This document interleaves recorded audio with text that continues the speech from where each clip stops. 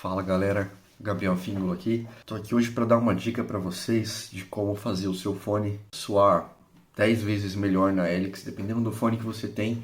Às vezes fica impossível timbrar ela de forma que ela soe bem direto em linha, em PAs, em sistemas um pouco mais flats, né?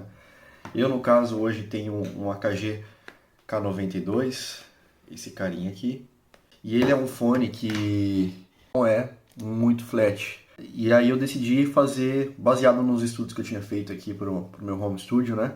Eu acabei baixando esse programa, o Sonarworks Reference 4, e a intenção dele é deixar o fone sempre o mais flat possível, né? No caso, estou usando o perfil do K72, que tem a mesma curva do K92, e lá eles dão essa curva para você corrigir o som que sai do seu sistema ou da sua DAW. Como eu uso a minha HX Stomp como interface de áudio, enquanto eu estou tocando, esse som não é processado pelo computador, é processado direto nela. Então eu não consigo timbrar dessa forma, a não ser que eu grave e depois escute novamente com a correção de frequências na minha DAW, que no caso é o Reaper.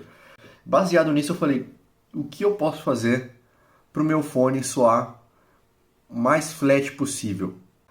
E aí eu fiz o seguinte, baseado nessa curva de correção que foi feita aqui pelo Sonarworks, eu fiz a minha própria curva, certo? Lógico, eu não tenho tantos pontos onde eu consiga dar esses pequenos boosts ou pequenos cortes que ele faz aqui dentro da ferramenta da Helix que eu vou mostrar para vocês já, mas eu consegui chegar ao próximo, tá?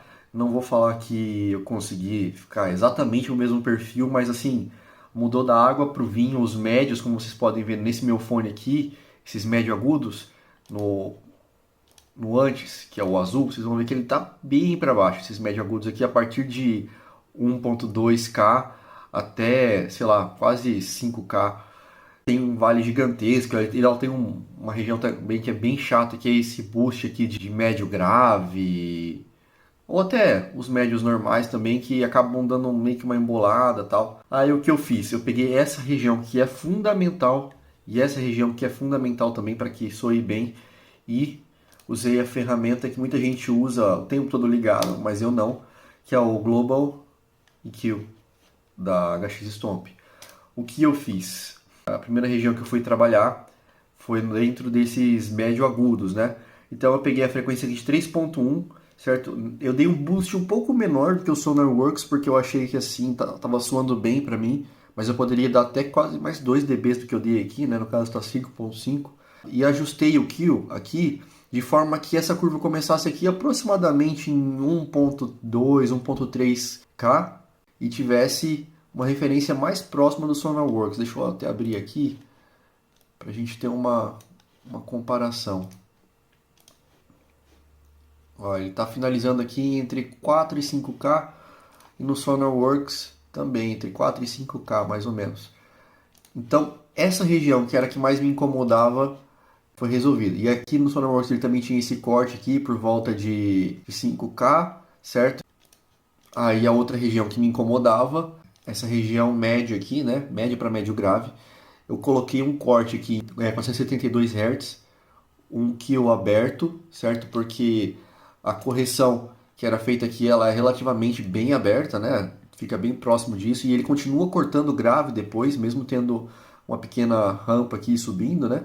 Ele continua cortando.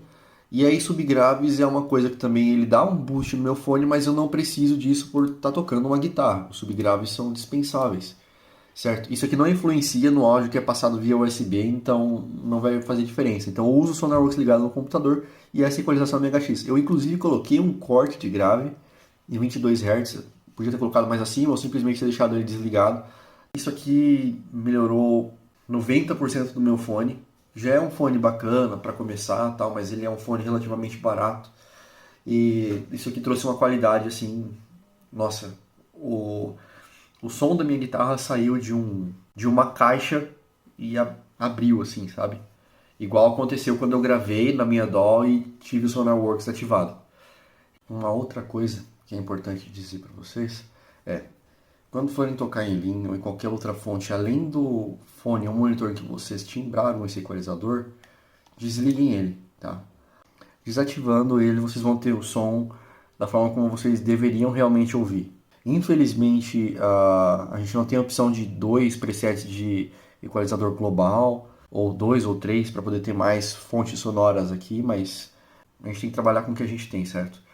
E eu falei sobre o Sonarworks Reference 4, mas ele não é a única ferramenta. Nos sites dos fabricantes de fones, vocês vão encontrar lá sempre um perfil, eles mostrando qual é a curva de cada fone. Eu sugiro que você busque no site do fabricante, no site de audiófilos que fazem os reviews deles. Enfim, vão ter outras pessoas que vão ter testado e vão dar para vocês uma curva de resposta de frequências desses fones. Então, baseado nisso, vamos supor que ele tenha aquele vale por volta de 5 dB, e em outro gráfico está dando um pouco menos, outro está dando um pouco mais, a região está um pouco diferente.